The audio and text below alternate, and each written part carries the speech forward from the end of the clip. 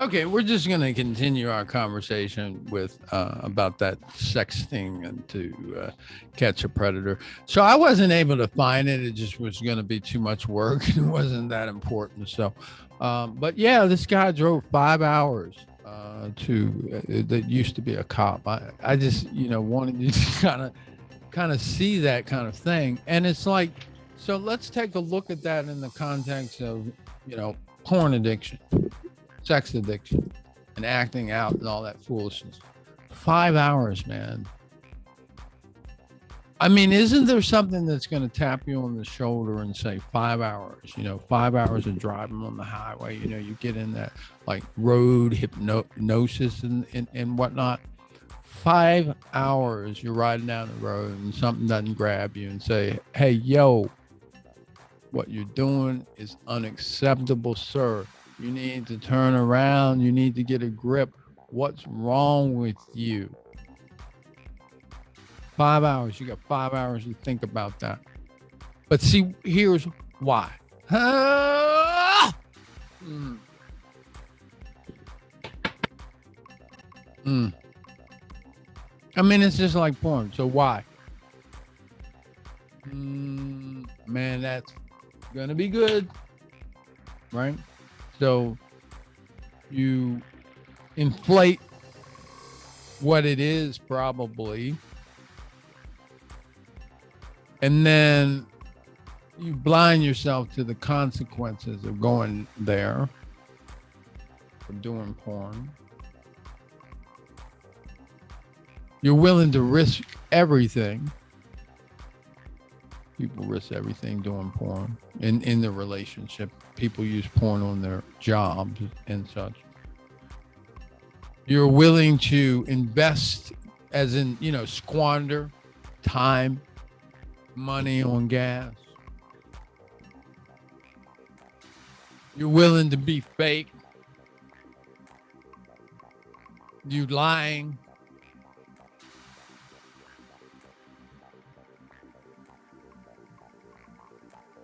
You've gone so deep down a moral, that's some serious deep down a moral tube that, again, unfortunately for me, it's so incomprehensible that it's out of this world. It really is. So those are some of the things. There's probably a whole lot more, but those are some of the similarities in taking that ride. But it's crazy. I mean, like, why would somebody take their son to have sex with a 13-year-old? Why would somebody have their mother drop them off somewhere where that kind of behavior was going on? And then, like, what happens with porn addicts is that they lack empathy, whether you know it or not. Porn addicts lack empathy. And personally, I've come up with a theory about why they lack empathy, because that is a theme when you talk with the spouse of a porn addict or people that are around a porn addict, and not just the porn addict, a lot of times just addicts in general. A little bit more for the people that have process addictions than people that have substance addictions. But why is it that why is it that addicts don't have empathy? I mean, that's like something that it's almost inherent. You find me an addict, I'm going to find you somebody more than likely that has low empathy. Now, they may be able, when you find what you're calling the exception, it may be somebody that's probably good at faking it, because they can at least do the right thing. But maybe their heart isn't in it. Maybe they don't have the empathy per se, but they just know how to do the right things. There is a difference, a little bit of difference. But if you will, This is a perfect example. Don't mean to advertise for these people, but this happened to be real close by. Kind of keep it close by because never know, the wife might want to come in here and, might want to be ready, ready for Freddie or something like that. Ready for Frederica. Yo, yo, yo. Anyway, think of this vessel, if you will, as this is where all of your selfish endeavors are housed. And also, this is where your empathy is housed. So what happens, and this is actually like a perfect example, is for a porn addict, his vessel is filled where the blue is. Think of I'm sorry, y'all. Some of you can't hear me. I totally fogged out on you. So I have a vessel. Think of a vessel that's 95% full of a liquid and then 5% full of oxygen. And it's like a bottle. I got a Listerine bottle. Unfortunately, I advertise from guys. Anyway, think of this bottle, and this is what the porn addict's got it filled with, his porn addictness, his porn mindsetness, right? So this is where his empathy is. Okay. So if he can take all of this porn out, then he'll have empathy like a regular person, or whatever addiction it is. If you take this out and then just fill it with think of the oxygen in there, like that would be the empathy. Remember, the ugly stuff weighs more, right? So that's an example of why I think it's like a chamber that houses empathy and selfish endeavors in one. So you get to fill that chamber with what you choose to fill it with. And if you're engaged in addictions, then that chamber gets filled with your addiction, and there's not much room left for like oxygen, and that oxygen would be the equivalent to empathy. And maybe that's not the greatest example, but I do think that they're housed in one chamber, because you always find that people, especially with process addictions, a little bit stronger, but addictions period, they lack empathy. So some of the lack of empathetic things that show up in these programs is stuff like guys coming over and wanting to do things with these kids with cats. This one guy, he wanted the girl to do something with a cat, and she said, okay, you just come in the house with no clothes on. So he came in the house with no clothes on. So that's the kind of thing. They don't care. I mean, there was been mentions in some of those chats about, would this hurt? And then the adults showed no empathy in some of the things that they suggested. No empathy whatsoever. I'm sitting here looking at some of my notes about some of the clownery that these guys do. And this is like, with porn, and a guy will do something like he says, though, I'm just going to do it this one more time. Like I said, most of these guys said, no, I'm never going to do it again. But with a lot of these, that's what they say to the world. But what they say to themselves, oh, I'm just going to do it one more time.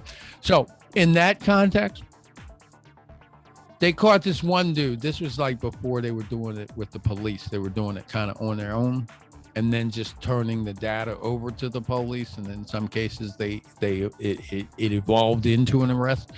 So in one case, they did a sting at a house, And this was just like data collection because it was entertainment before they actually aligned themselves with police agencies.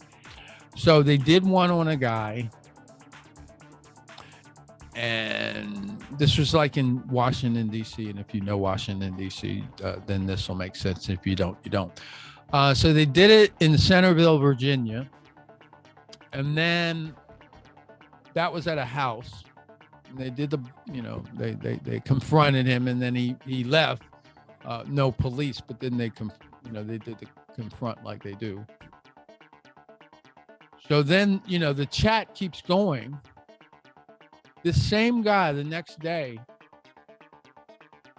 in Roslyn, Virginia, if you know where that is, that's right on the Virginia DC line. Just south of DC in Virginia. So it's about 30 miles away, about 35 minutes, 40 minutes away. You're going to try to meet some girl at McDonald's. Like the next day, they caught him in the same thing. Again, this was before they were dealing with the police. I think they turned him over to the police, and I think that was enough because, they had video and such and so on and so forth. And then from there, they started to partner with the police. And then every move that they made was consistent and in alignment with how to get a good conviction. So those are the kinds of things that, again, that I would say I wanted you to know, and how sick it is and how you can become that. I think one of the things before I go, I did want to point out in the context of to catch a predator and those people and what they do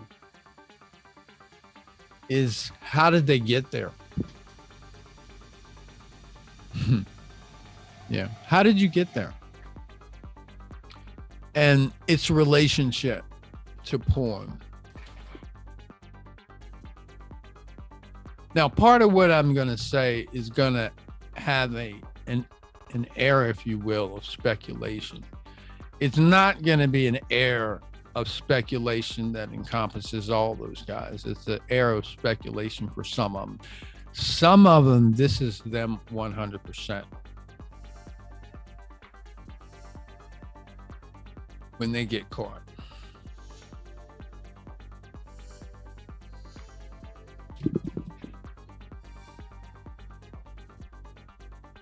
How did they get there?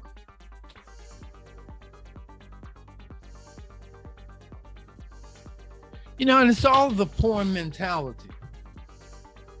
That's what it really comes down to. It's all out of the porn mentality, like 1010101. How did you get there? How did you get there? The whole fantasy about looking at this on porn or looking at that on porn. The way I think that people get there to how do you get to that sting, I think it happens like this. Just like this.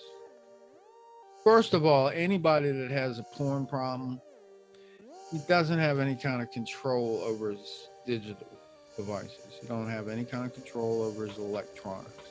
So that's obviously a problem. So number one, he's going from Snapchat. Most of these guys are single. A lot of them are single. Some of them are married. That's another factor. Most of these guys are single. They have extra time because they're single. So they go from Tinder, chatting with girls older age, trying to get a date. Probably they don't got any kind of game, so they're not getting any kind of date. But they go there anyway and look at these girls. And then they go to Instagram and look at these girls trying to validate themselves. And then, let me go do some porn. So then they go to do some porn, and then they always masturbate afterwards. So then they masturbate afterwards, and then in between, let me just go to this chat room and see what's up. Oh, this is 13-year-old girl there. Oh, let me just talk. How you doing? and then one thing leads to another, and like in between responses, like the chat girl's not like going to instantly respond. He goes back over to Tinder to some kind of porn site, and then all of a sudden he kind of maybe forgot about that girl, like for a second, and then the thing goes bing because there's a response, and then he's in that artificial porn world. Oh, let me artificial this, this fantasy thing, and then he forgets what world he's in, and then the next thing you know, he's getting in his car going 5 hours. One of the reasons he forgets what world he's in is because that's one of the unfortunate effects of porn, or side effects or negative effects, is that you do lose that sense of live reality. People get into a fantasy world, and so that fantasy world can stretch itself in many different directions. We don't necessarily, I can't say that I know these guys, so I can't really say other things that I'm going to say as to how did they get there. But here's something that I'm going to suggest. Some of those guys might be looking at illegal porn. And because they've been looking at illegal porn, it graduated to them taking it into the outside world. Now, how did they get to that point? It's because of the nature of porn. Not you, but people have a way of, it is like it brings a sense of excitement. And people have a way of always wanting to amp up the excitement. And with something that flushes the brain with so many different neurochemicals like porn does, 5 neurochemicals, I'm not going to get into those today. But something that flushes the brain like that, you want more of it. It's like, adrenaline or something similar to adrenaline or adrenaline is one. And it's the kind of thing that you want more of. So the way that people sometimes get more is that they get involved in things that are illegal, look at things that they're not supposed to. And unfortunately, because it's wrong, that actually gives it an added amount of stimulation, taboo effect. And that actually provides the payoff that they're looking for. And then, so when you mix that in with that cycle that I was talking about, chat, dating site, regular porn, looking at this illicit porn, and then talking inappropriately to underage kids, and then rinsing and repeating. And when people do that and taking on different personas and such, they blend and they merge over. On the one side, this is fantasy, because you got two ends of the spectrum. On the one end of the spectrum, you got the chat that's going on with kid, and on the other end of the spectrum, you got the conversation that's going on with the adult. And the brain is not capable of making the distinction. And you got them wrong. Matter of fact, because you got something real going on at the same time as you got something fantasy, that just gives the fantasy more realness. So you can't, the person, they just overlap and they just get blended up and get confused.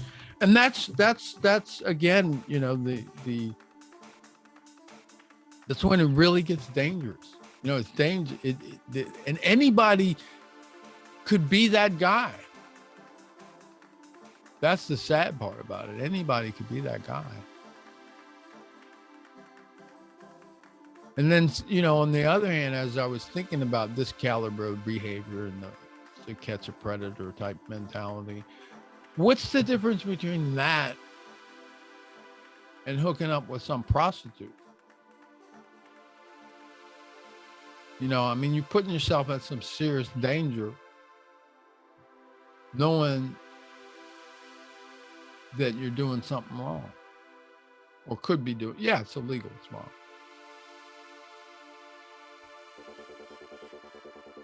There's no difference. Why would you?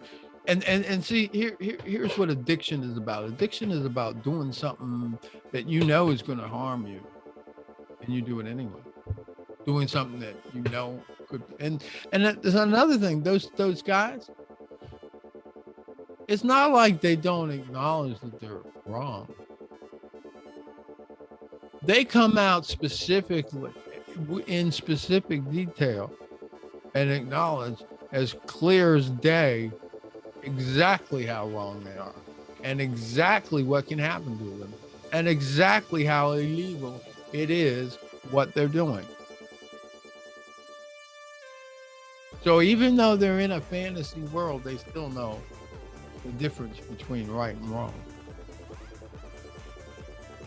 So I hope that all in all, this maybe woken you up a little bit to how you got to be careful what you're learning. Not you, but people need to be careful with what and how porn shapes your thinking, your consciousness, your behavior, your everyday life. Because it does. It shapes people's behavior in their everyday life. And those people, unfortunately,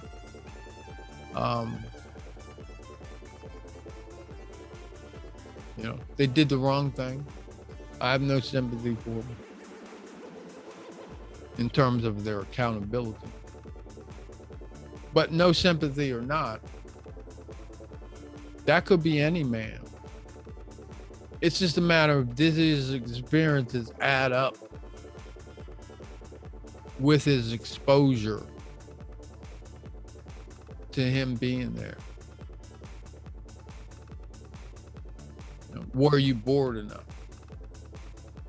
Some of that stuff was boredom. But you would think that somebody would catch themselves. You would think after the person, said that they were 13 one or two times. So it's just a fantasy. These guys have fantasies. And when you live in a fantasy world, where's the demarcation between your imagination, which is your imagination, you can imagine yourself being free and control of your life and then take the steps to become that. That's real.